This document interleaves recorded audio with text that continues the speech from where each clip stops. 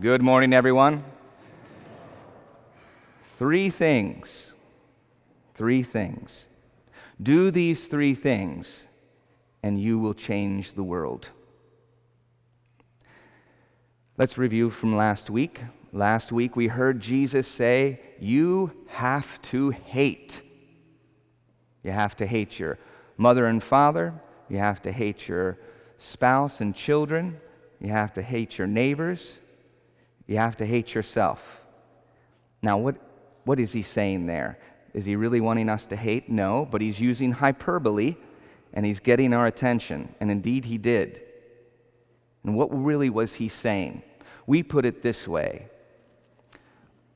Make and keep God a priority. And that's what he's saying. Indeed, he wants us not to hate, but to love. And until we put him first, we will never love our parents, our spouse, our children, or anybody else in the way that we truly can, in the way that he has placed in our heart to give. When we put him first, then that begins to unfold. How do you do that? Well, we turn to the saints. We turn to those that can help us to unfold this and to really live this priority. Mother Teresa said it starts with silence, and there it will end with peace in the heart. The fruit of silence is prayer. The fruit of prayer will be faith. The fruit of faith will be love. The fruit of love will be service. And the fruit of service is peace.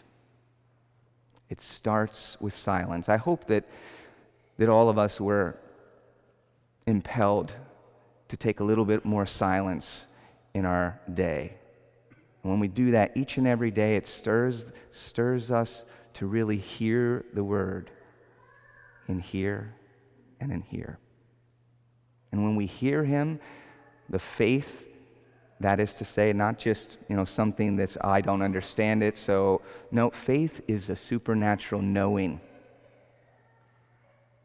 So we come to know him better, and when we do that, we'll love. And when we love more, we're going to be impelled to serve, to give what he's placed in our heart to give. And when we do that, at the end of the day, there'll be peace in our heart. That's how we keep God a priority. Make and keep him a priority. Now, what are these three things that I'm talking about? Three things. Well, if we look at the first reading and also the gospel, we're going to see an intercessor. So somebody who stands in the gap. We're all called to do that. We're called to stand in the gap.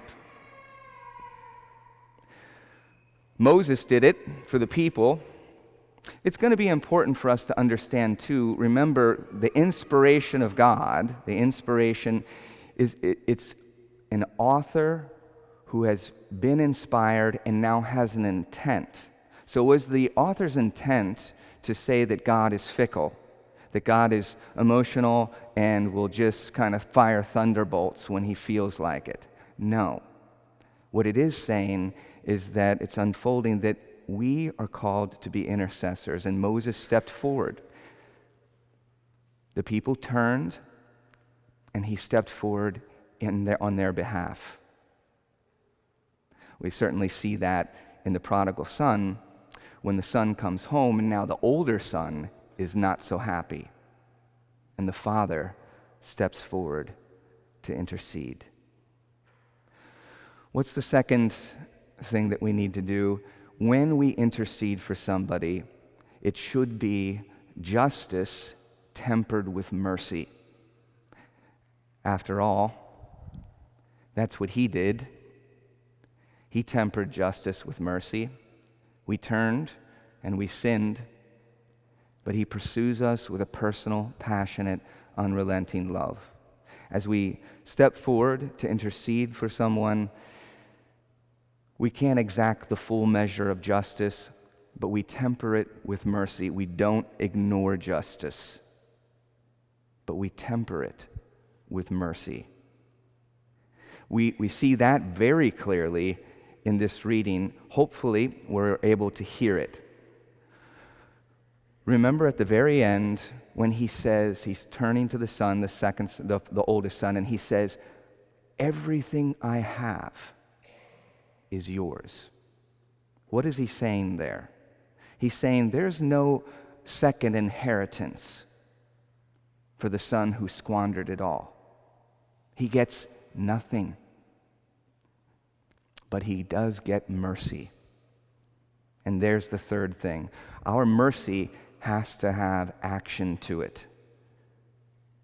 The mercy was the Father treating him like a son. He ran to him. He ran to his son who squandered half of his property. And he embraced him. He said, put a robe around him, a ring on his finger, kill the fattened calf, and we're going to celebrate. As I thought about this, in my own life, I thought of an intercessor when I believe it was in grade school, maybe 5th grade. And I was standing there with a bunch of the boys, and this girl came to school, and she was one of the kids that they picked on. And I didn't normally do that, but with the boys all kind of saying the names and stuff like that, I joined in, and I called her a name. Well, later on that day, the principal came into our class, and he took me out, and he walked me into a room. And I remember as I walked into the room, there she was, Dawn. And the look that she gave me, I'll never forget. It was decades ago. And I still remember the way that she looked at me like, I understand these other guys, but you? And I walked in, and I didn't know what was about to happen, but the principal, and I don't remember the principal's name, I don't remember the way he looks, but I remember his eyes, and I remember his voice. And he treated me with kindness. He didn't treat me like a bad boy. He treated me like someone who made a mistake and someone who was respected. And he gave me an opportunity to say that I was sorry, and I was. And I apologized to her, and I was changed. I was changed because he was interceding. He didn't give me detention or expel me or anything like that. He didn't scold me. But he talked to me in a thoughtful way and gave me the opportunity to say, I'm sorry. He changed the world that day.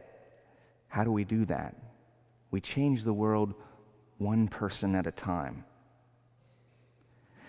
He interceded for me. He tempered justice with mercy.